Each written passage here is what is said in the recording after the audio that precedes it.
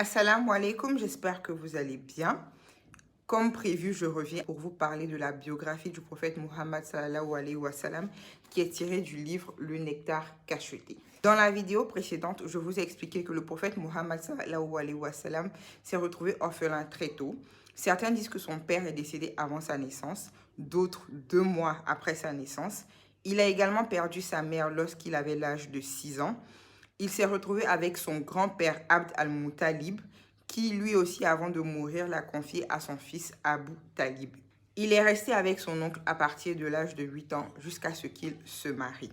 Khadija, qu'Allah soit satisfait d'elle, était une femme noble, riche à la Mecque, qui était convoitée par de nombreux chefs et notables de la Mecque, qui faisait du commerce, qui embauchait des hommes pour faire le commerce pour elle et qui avait entendu parler des qualités du prophète Muhammad sallallahu alayhi wa sallam et qui l'a embauché pour qu'il puisse aller vendre certains de ses biens avec l'un de ses serviteurs à elle. Et lorsqu'ils sont revenus de voyage, son serviteur a fait les éloges du prophète Muhammad sallallahu alayhi wa sallam et Khadija a eu envie de l'épouser.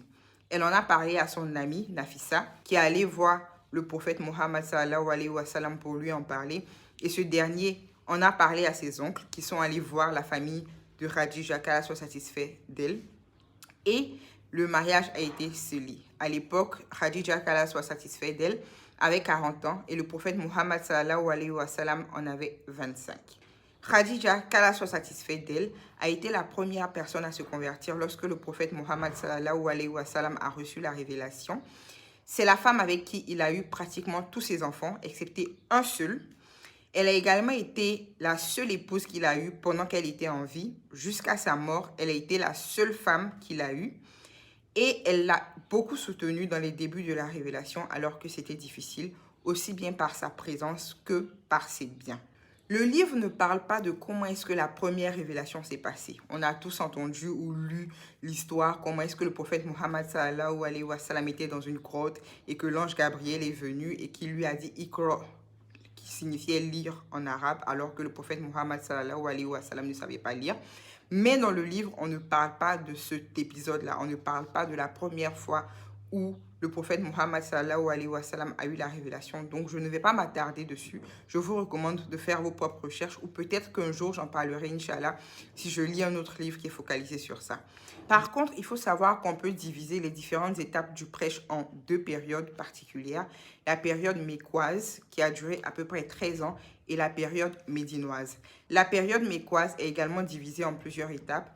On a la période de la prédication secrète, où le prophète Muhammad sallallahu alayhi wa sallam ne s'adressait qu'à ses proches, à sa famille et aux personnes qui étaient vraiment le plus proches de lui. C'était une période qui a duré à peu près 3 ans. Ensuite, il y a eu la période de la prédication ouverte à la Mecque, où le prophète Muhammad a commencé à prêcher auprès des Koraïchites à la Mecque. Et après, il y a eu la prédication qui était en dehors de la Mecque, où la diffusion du message a commencé à se faire au-delà des frontières de la Mecque. Donc au total, ça a duré à peu près 13 ans jusqu'à ce que le prophète Muhammad sallallahu alayhi wa sallam s'exile à Médine.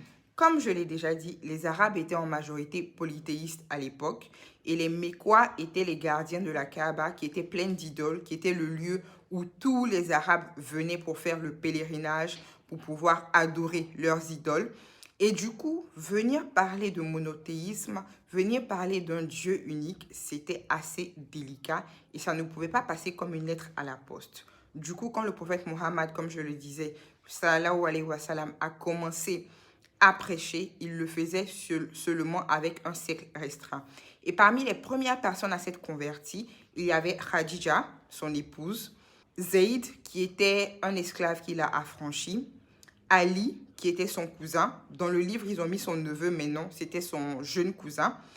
Et Abu Bakr, qui était l'un de ses amis les plus proches. Qu'Allah soit satisfait de tous.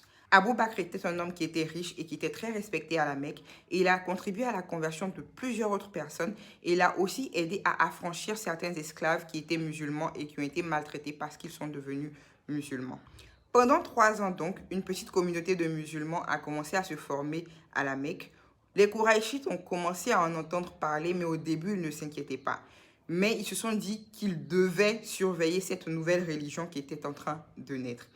Et après ces 3 ans, Le prophète Muhammad sallallahu alayhi wa sallam a reçu l'ordre de prêcher ouvertement en commençant par les membres de sa tribu qui lui étaient le plus proches. Et c'est là que les choses vont commencer à chauffer. J'en parlerai dans une prochaine vidéo, Inch'Allah. Mais avant, petit instant de publicité. Si vous êtes à Abidjan, que vous êtes un jeune étudiant ou jeune professionnel, que vous n'avez pas de compétences en utilisation de Word ou Excel, je vous recommande de contacter le Centre LIS au 07 07 826 717, de vous inscrire à nos cours d'informatique et puis de pouvoir développer ces compétences-là qui seront vraiment importantes pour vous sur le marché de l'emploi.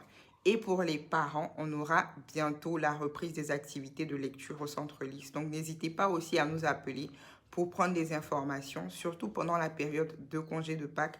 Si vous ne savez pas comment occuper sainement vos enfants, le centre sera ouvert pour ça. Je vous dis à la prochaine pour une nouvelle vidéo, Inch'Allah. Salam alaikum.